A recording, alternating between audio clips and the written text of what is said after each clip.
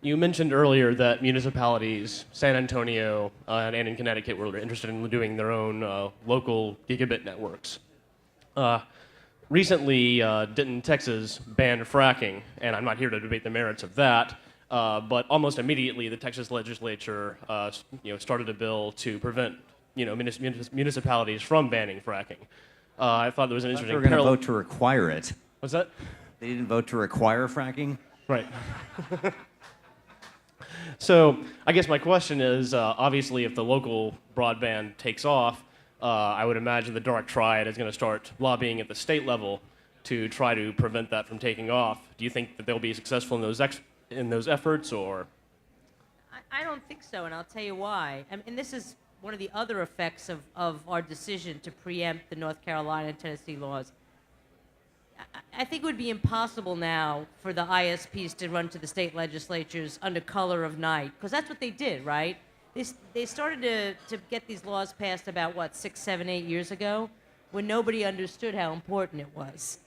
And since, I say in the last 2 or 3 years, since people have become aware, A, of the lack of competition they have locally, and B, of the success of a lot of these networks, the ISPs haven't even tried. They did try in Missouri, okay? Actually, a bill was introduced in the Missouri legislature, get this, that would prohibit the public sector from engaging in any business the private sector engages in.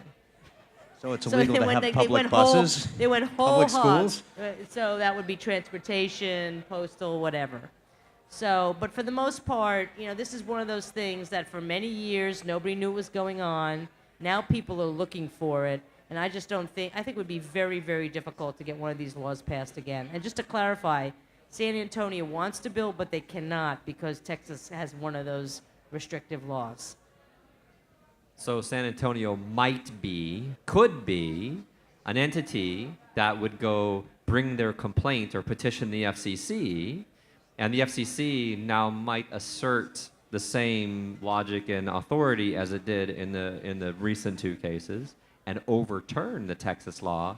And the real key there being, you ask mom for something and she says no, and you ask dad for something and he says yes, and well, in that household, maybe, what dad says goes. So in this case, the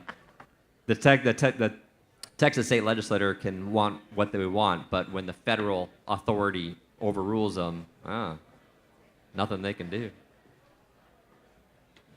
All right. That's actually the perfect lead into my question. How likely are large companies, partly the telecommunications companies, but also multinational properties, likely to try and use something like TPP to do an end run around various open internet things, just in general? And TPP, the Trans-Pacific Partnership Agreement. Yeah. What does do an end run mean? It's a treaty. It's a treaty, and so Trans-Pacific Partnership Agreement. it's being What's the negotiated. Enron reference? I don't Yeah, I Well, don't so- know, I haven't so- heard that. No, it's an end run. So the question is just at an abstract level, like the carriers will try to win at the cities by controlling them and killing competition. Then they'll try to move up to the state if they don't win at the city. Then they'll try to go to the federal government if they don't win at the state level. And then if they lose at the federal level, they go to the treaty level. They fight at every level. And so the question is sort of generally, I guess, will the carriers go to the federal level or the international level? They always do. I don't know how they would on open internet, though. This is actually... This includes Europe it as well, could work not the TPP, but in And general. it could work the other way around, because there's a number of international carriers very interested in having special access in the US who would like to use treaties to put pressure on the US to change its rules. So I think it could work the other way around, imposing pressure for greater competition on the US market. Maybe. And actually, we're working with companies like SoftBank and Vodafone, British Telecom, to open up the U.S. market to more competition.